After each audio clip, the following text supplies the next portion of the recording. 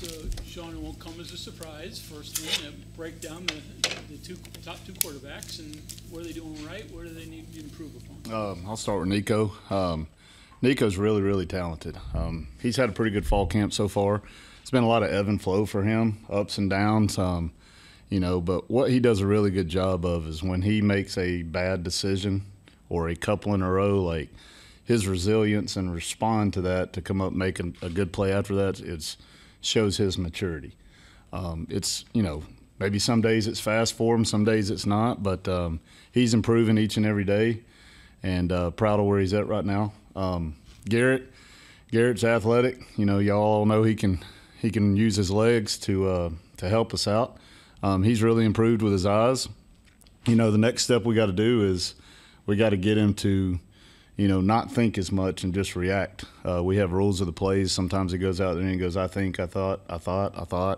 And, if we can get those plays eliminated, then he's got a chance to be really good as well. So pretty pleased where we're at. We still got a long way to go, but I think we got 22 days, so that's plenty of time to get to where we need to get to. I'm happy where we're at this point in camp. The experience that Garrett gained last year, playing significant football, how much does that help? Well, there's no way it hurts. So with him, I would say that experience is going to go a long ways with his development. He's been in the fire. Even with Nico, the 2.5 quarters he got to play versus Oklahoma State, it's priceless for him. I mean, he's been in it. He's done it. He's probably done it in the toughest elements you could do it in that monsoon we had, and executed at a pretty decent level. So I think with both of them, it can only help. The mistakes that you're seeing, are they repeat mistakes or are they different mistakes? What are most of the time, so every day we have a new install. All right, so I would say probably we're sitting about, probably about 95% of the offense installed after today. So most of those mistakes, a high percentage of them are on the new stuff for that day. I can probably say, you can probably count it on one hand how many repeated mistakes we've had. And the last time I coached quarterbacks, that's a drastic improvement.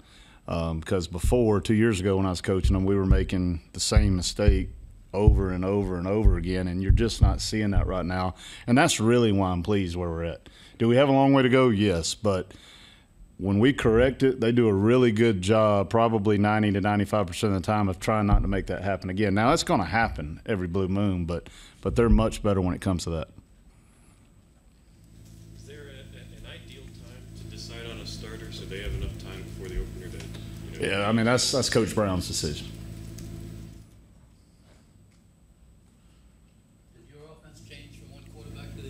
No, same place, because both of them are athletic.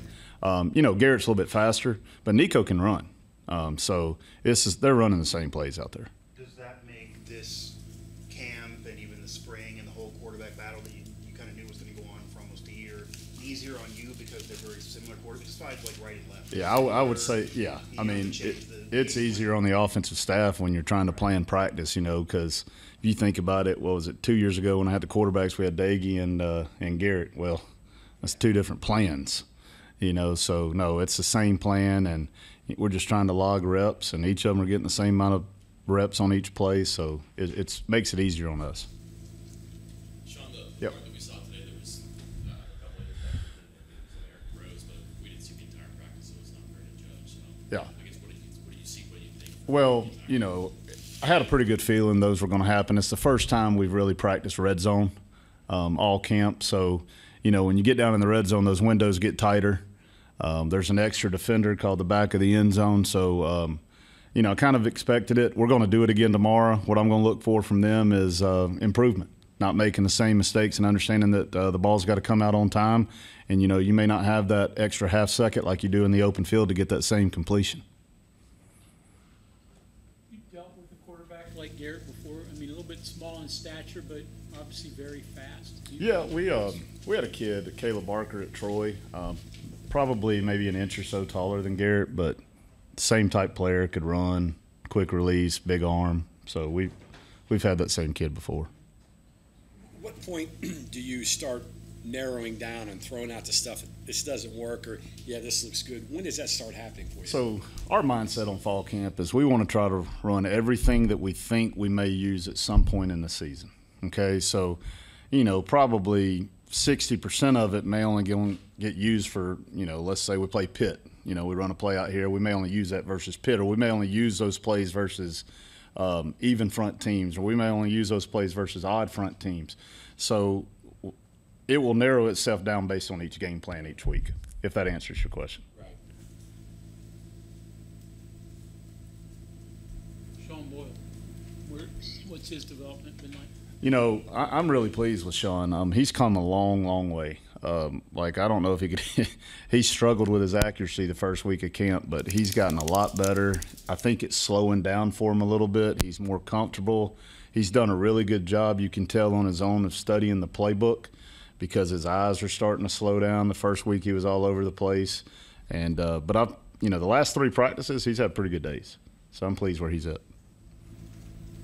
Obviously, the more familiar receivers and quarterbacks are, the better they get. Right. With the movement in college football today, and you're a perfect example of it. Yeah, I mean Does that hurt the passing game to the not so much just your situation, but just overall in college football?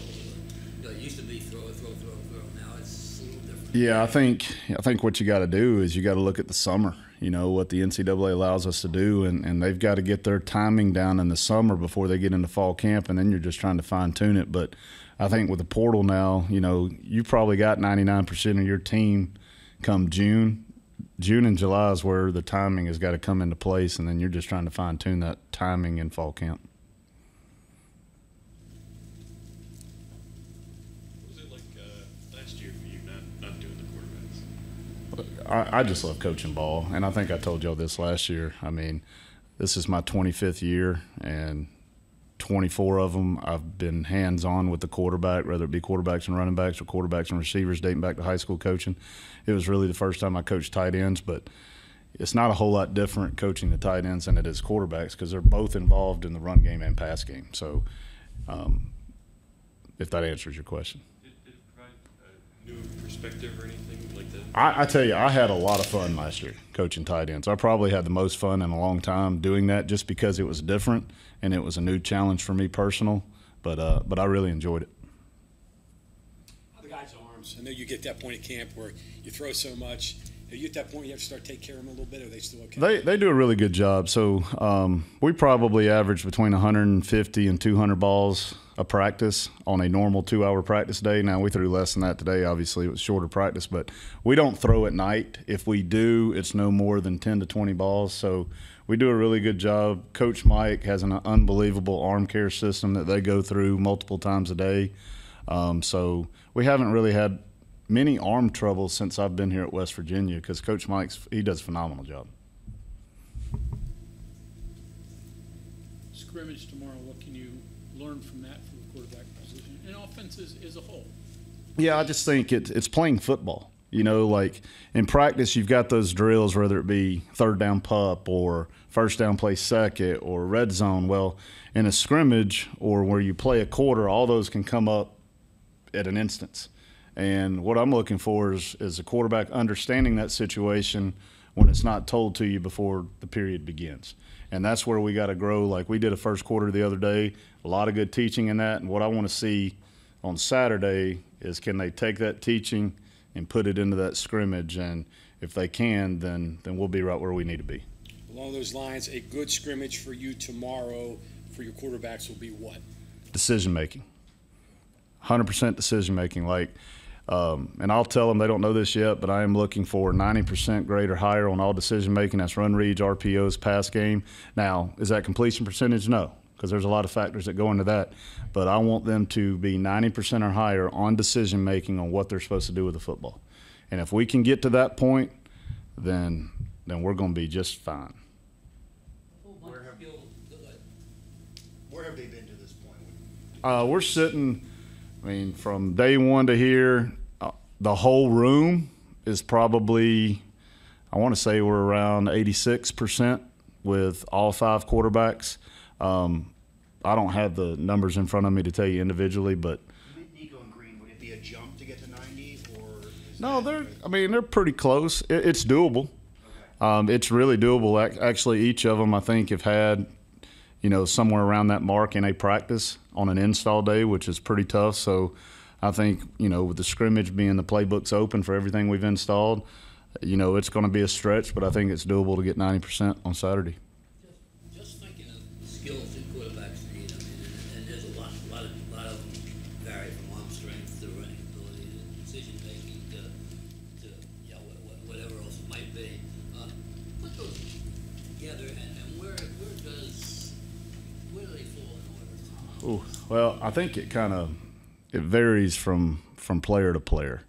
For instance, if you've got a smart kid that can run, then you put intelligence first, accuracy second, being able to run third. If you got a kid that maybe not as smart, where the coaching staff has to be smart for him, then you'd go probably accuracy, being able to run, to being smart, kind of in that order. But it just really depends on the player and what you're trying to do with him, because you got to build your offense around your quarterback, your running back, and your O-line. Arm strength, accuracy.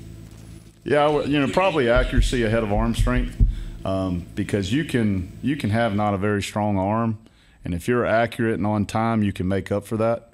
You can throw it through a wall, but not be able to put it within 5 yards of a wideout, and that's not going to do you any good. Right. So I would put accuracy above arm strength. Where do you keep Garrett's enthusiasm? I mean, obviously he's an effervescent guy. You want him to play with that, but there's a line there too. So There is, and that's what he's probably worked on the past couple years. Even back when I had him 2 years ago, he's such an emotional player, and he's still working on it today, and he is night and day better than 2 years ago when he was a really young buck here. But it's controlling that emotion, because you don't want him to stop being emotional, because that's what Garrett is.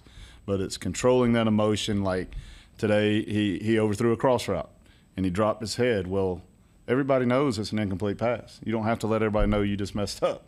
Like, play the next play, keep your head up, move on. And that's what he's got to continue to work on. He's a lot better at it.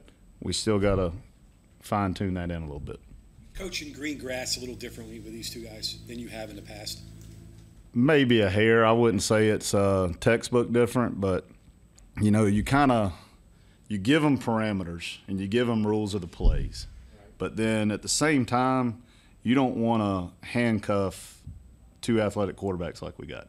So you kind of let them ad lib a little bit more than maybe we did in the past with a Kendall or a Daggy, where it was, hey, it's got to be like this.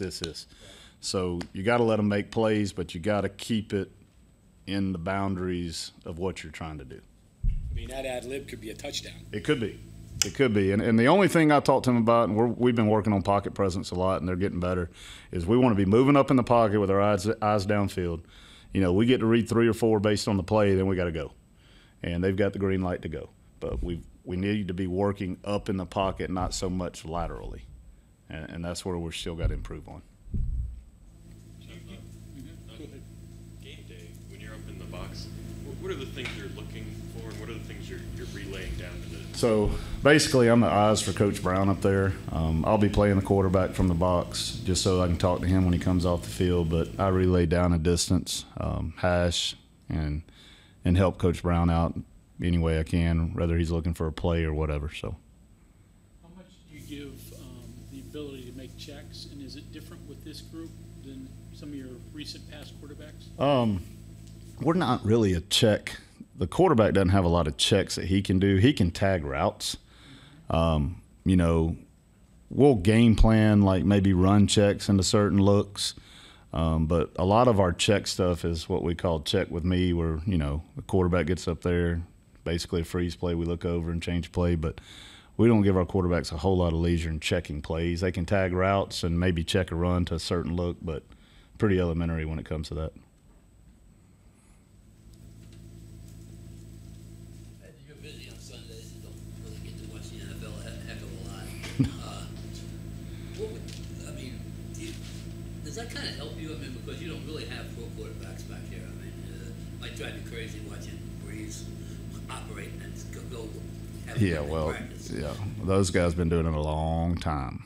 Okay, you know, we're sitting. I mean, really, we got 2 young quarterbacks when it comes to experience. So, you know, I don't really compare them in that way. We're just trying to be as good as we possibly can be between each one of them.